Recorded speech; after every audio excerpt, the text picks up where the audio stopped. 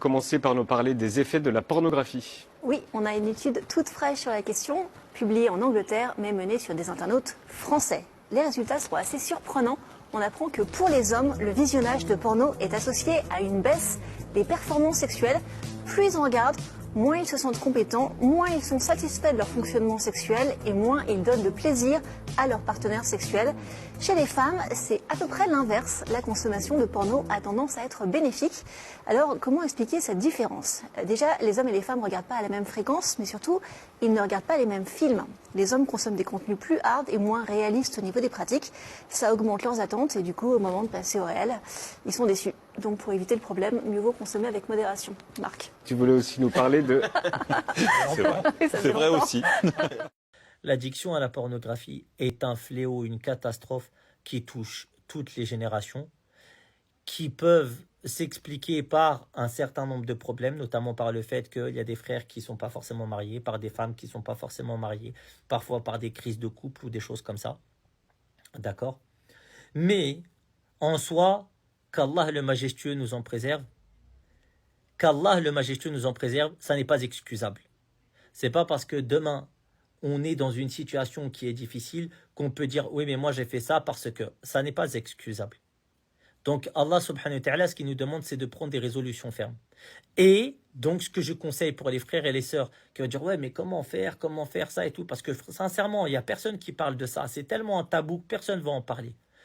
Moi, je vais vous donner un grand conseil, les frères et les sœurs, pour éviter ces saletés-là, ces trucs qui sont horribles. C'est déjà de prendre une résolution ferme et de ne pas dire je vais arrêter. C'est comme la cigarette. Vous dites je vais arrêter la cigarette. Mais vous ne pouvez pas arrêter la cigarette si vous n'allez pas trouver un substitut ou un élément qui va vous motiver. Plutôt, toujours, constamment, vous devez vous motiver avec la foi en Allah subhanahu wa ta'ala. Lire le Coran. Et surtout, baisser le regard. Parce que le regard, c'est les flèches de Shaytan.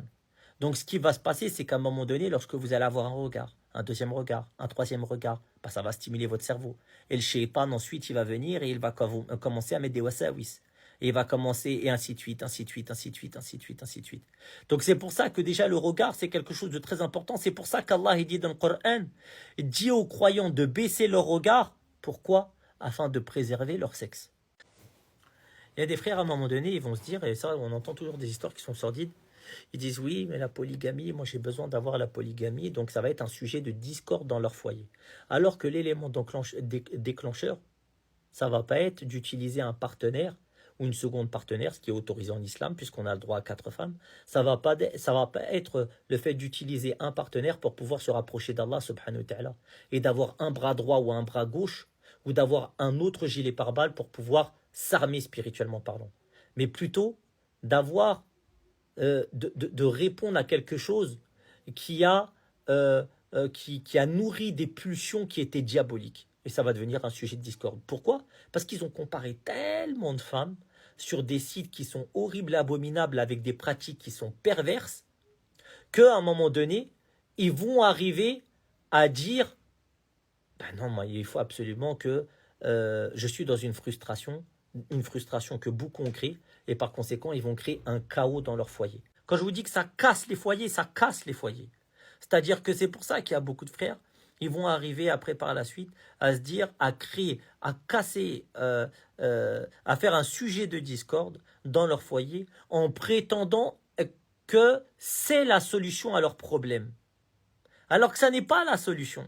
Alors qu'en vérité, ils sont otages d'une pulsion qu'ils ont créée.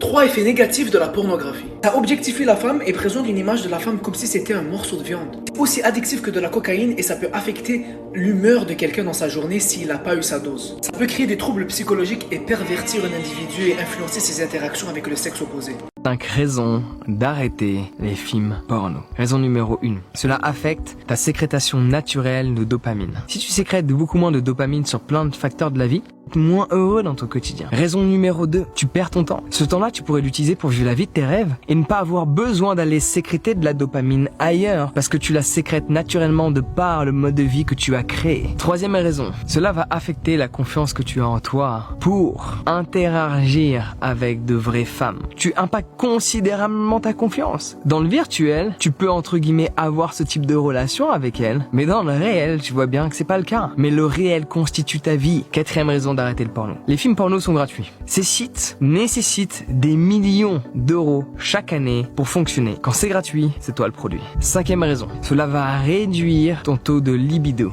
ressenti sexuel que tu vas avoir lors d'un vrai rapport. Pornographie et la masturbation, ça signale faussement à votre cerveau que vous avez eu une relation sexuelle. Et ça retire justement toute cette motivation, toute cette énergie qui va vous permettre de vous améliorer dans tous les domaines de votre vie et de justement faire le nécessaire pour avoir du succès avec le sexe opposé. Messieurs, imaginez une seconde la motivation supplémentaire que vous auriez si vous n'aviez jamais regardé de contenu pornographique. Imaginez-vous la discipline supplémentaire. Imaginez-vous tous les efforts supplémentaires que vous auriez fournis. Le porno, c'est de la figuration malsaine et obscène de ce qu'il y a de plus intime entre deux époux. La pornographie, c'est une industrie avec des salariés, des caméramans, des réalisateurs, des scénaristes, des acteurs, parfois mal payés, qui subissent des opérations chirurgicales. Tout est exagéré, tout est déformé, tout est truqué, maquillé et falsifié. Ça, il faut le prendre en compte. Et selon le Washington Post, le marché de la pornographie en ligne pèserait combien 2,5 milliards de dollars par an, soit 2 fois plus que celui de la musique en ligne. Donc, tous les efforts seront mis en avant pour développer ce business friand. Et vous allez vite comprendre pourquoi on devient accro au porno. Écoutez ce qu'il a dit le directeur Opal, sous couvert d'anonymat bien sûr, qui est l'une des plus grandes entreprises de porno. Il dit « Il faut un contenu qui corresponde à l'offre proposée quantitativement et qualitativement. Nous vendons des photos, des vidéos, des récits, des rencontres en direct, mais il dit la plus grande difficulté n'est pas de trouver un client. Vous savez quoi? Le grand challenge est de fidéliser un client. Et c'est là où toutes les techniques visuelles, émotionnelles sont utilisées pour que vous reveniez vers ces sites-là. Que pour toi, la seule solution est de regarder du porno. Car Shaitan te dit, alhamdoulilah, tu ne fourniques pas, donc tu peux te permettre de regarder un petit peu, une petite vidéo, une deuxième, une troisième, et tu en deviens accro. Une sorte de technique de pied dans la porte que Shaitan utilise avec les musulmans.